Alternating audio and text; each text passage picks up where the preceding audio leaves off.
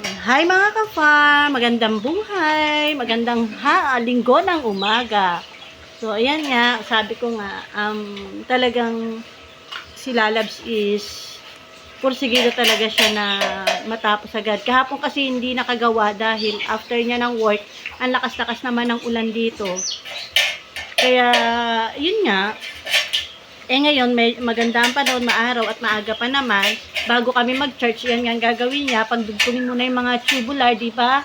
Kasi kailangan maging resourceful din tayo sa mga paano makakatipid tips. Ayan.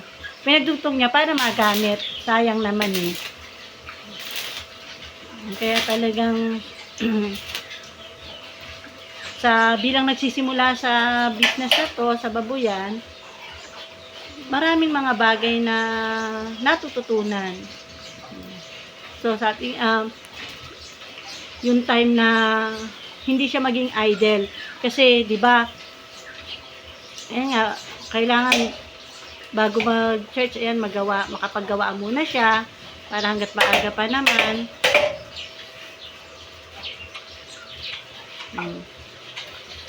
Buti nga, ang ano lang namin talaga siguro is, yung talagang makakatipid kami sa mga ibang mga malaking bagay yung matitipid namin pag ginawa namin yung extension. Kasi nga, syempre alam naman natin lahat, napakamahal ng labor.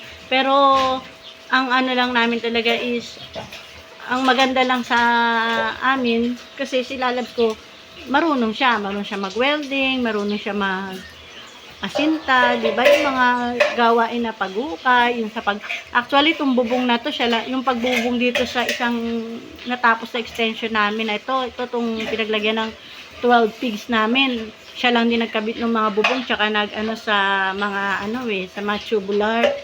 Ayan, siya lang din nagwe-welding dyan eh. So, yun napakalaking bagay eh. Kasi, syempre, nagsisimula pa nga lang kami para maano namin yung budget mula sa pinagbentahan nung itong pigs namin, pinasok namin uli na palalaguin uli. Kaya kumbaga extend ng extend. Para hindi maubos saan? Para hindi maubos saan? Lalabs! Para hindi maubos sa Shopee, saka sa TikTok. Niloloko ko nito eh. Ayun. Baga talagang ayan nga. Kaya talagang ang laking bagay din. Ang laki din ng katipidan namin na ayan nga. Si Lalabs si marunong sa mga ganyang bagay.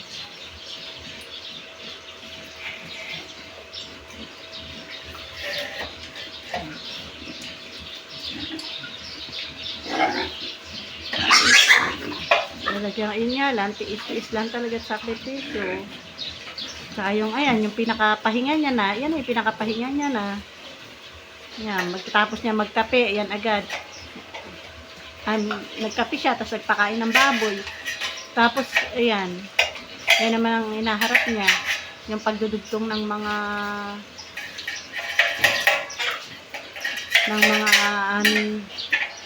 tubular na kailangan pagdudugtongin para magamit.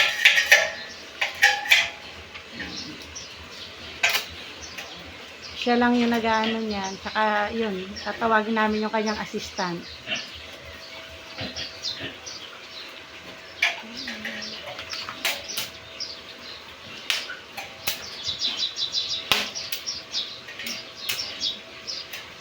Sa negosyo talaga, sa pagsimula talaga ng negosyo, sabi nga, kung yung budget mo ganito lang, talagang pagkakasyahin mo siya, at gagawa ka ng mga pamamaraan, magiging resourceful ka magiging mapamaraan ka, na napaka-importante noon yung pagiging maparaan para kumbaga, yung target mong goal o yung target mong plano is maisakatuparan. Kasi kung puro nga, sabi nga niya, kung puro nasa isip mo lahat, di mo gagawa ng action, wala. Mananatili lang sa isip. Kaya siya, kapag naisip niya na yung gano'n ang plano, na ganito tong natin, itong budget, ito yung natin, so, kailangan gagalaw na agad siya. Kahit na alam mong napapagod siya, hindi Ganon talaga kasi nga. Talaga may kaakibat talaga sakripisyo. Kaya, ayun, alam ko sa ating mga kapwa ko ka-farm dyan, na nagsimula rin sa simula at alam ko ngayon umasenso na. At sa mga nagsisimula pa lang dyan na kagaya namin, huwag tayong mapagod, huwag tayong magsawa, huwag tayong panghinaan ng loob. Magpatuloy lamang tayo dahil darating ang araw kasi nga God knows what is our heart, what is in our heart, what is our desire. So, gagawin niya, mangyayari din sa atin yung inaasam natin na tagumpay sa negosyo. Kasi, syempre, alam naman natin na ginagawa natin lahat para sa pamilya natin, para sa future ng pamilya natin. Kaya, yun lang, sa mga katulad namin nagsisimula dyan, patuloy lang tayo, magpatuloy lang tayo, at magtiwala lang. Sa unang-una, syempre, sa may kapal, at pangalawa, syempre, sa ating mga sarili. So, yun lamang po. Ulit po, thank you for watching our videos. And patuloy nyo po kaming i-like, i-share, at sa mga hindi pa po nakaka-follow, kung dumaan man po to sa FYP nyo, paki-follow nyo po kami. Ito po ay magiging malaking tulong na sa amin. So, yun lamang po. Maraming salamat and happy Sunday to all. Bye-bye po!